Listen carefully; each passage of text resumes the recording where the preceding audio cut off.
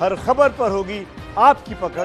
Download कीजिए ABP live app. वक्त है कांग्रेस की सरकार बनाने वाली राजनीति दिखाने का। हम आपको मणिपुर की खबर दिखा रहे हैं, जहां पर सरकार बनाने के लिए उठापटक हो रही है। और ये भी मैं आपको बता दूं कि ये खबर बकायदा विकास भदौरिया की खुद की खबर है, यानी कि हम स्टूडियो में रहकर भी बकायदा खबरें आपके सामने रखते रहते हैं और स्टूडियो के बाहर निकलकर भी जो महत्वपूर्ण खबर होती है नमस्ते भारत में आपके आगे रखते हैं। पूर्वोत्तर की बात कर रहे हैं। पूर्वोत्तर के राज्य मणिपुर में सत्तारूढ़ पार्टी बीजेपी के 3 विधायकों ने बीजेपी छोड़कर कांग्रेस का दामन थाम लिया है। विधायकों के जाने के बाद राज्य में बीजेपी सरकार आत्मत में आ गई है और कांग्रेस सरकार बनाने का दावा कर रही है।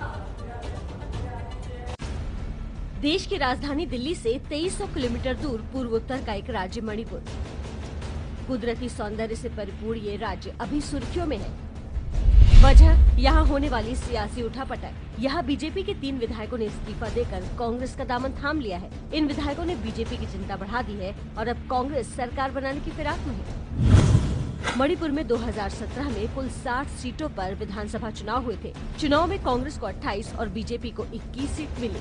नेशनल पीपल फ्रंट और नेशनल पीपल पार्टी को 4-4 सीटें मिली। आंकड़ों से स्पष्ट है कि राज्य में किसी भी पार्टी को बहुमत नहीं मिला, लेकिन बीजेपी ने national people front, national people party और अन्य दलों के समर्थन से कुल 32 सीटों के साथ सरकार बनाई। राज्य में 15 साल से सत्ता में जमी कांग्रेस को हटना पड़ा और इसी के साथ राज्य में पहली बार बीजेपी की सरकार बनी और ए बीरेन सिंह मुख्यमंत्री बने।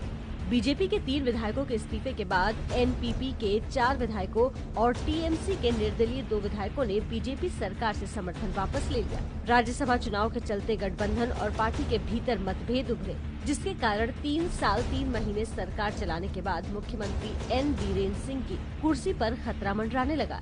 ऐसे में कांग्रेस ने प्रेस कॉन्फ्रेंस कर सरकार बनाने का दावा भी कर दिया।